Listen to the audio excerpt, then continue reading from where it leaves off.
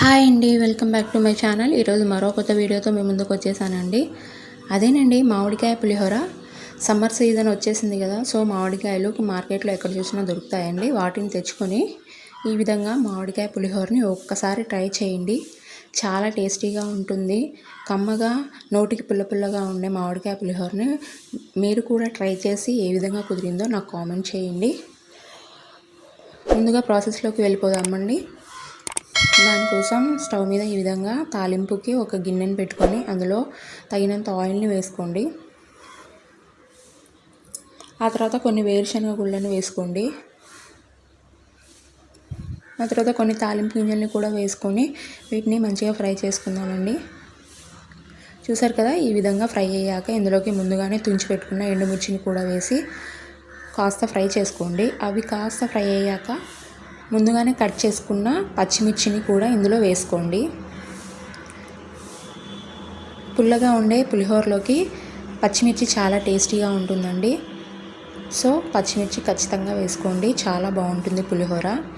పచ్చిమిర్చి కూడా ఈ విధంగా మగ్గిపోయాక ఇందులోకి కొన్ని కరివేపాకు రెబ్బల్ని వేసుకుందామండి.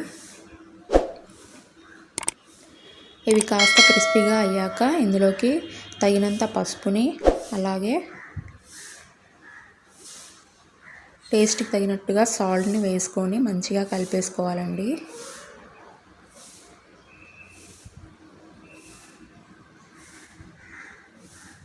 తాలింపు ఎంత ఎక్కువగా ఉంటే అంత బాగుంటుంది పులిహోర అనేది.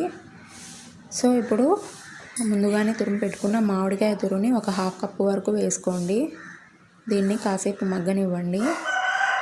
కాసేపు మగ్గాక ఇందులోకి ఫైనల్గా కొంచెం ఇంగువని కూడా వేసుకోండి.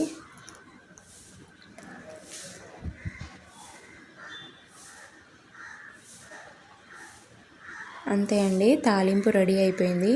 ఈ విధంగా రెడీ అయిపోయిన తాలింపుని పక్కకు పెట్టుకుందాము. అలాగే ముందుగానే చల్లారబెట్టుకున్న రైస్లోకి కొంచెం క్యారెట్ తురుముని వేసుకోండి. క్యారెట్ తురుము ఆప్షనల్ అండి, మీకు నచ్చితే వేసుకోవచ్చు, లేదంటే స్కిప్ చేసేయచ్చు. అలాగే పచ్చి మామిడికాయ తురుముని ఈ విధంగా అన్నంలోకి వేసుకోండి. దీన్ని కూడా బాగా కలిపేసుకోండి.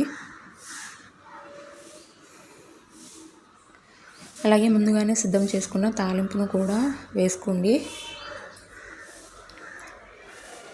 పూర్తిగా తాలింపు మొత్తం వేసి అన్నం మొత్తం మంచిగా కలిసే విధంగా కలుపుకోవాలండి.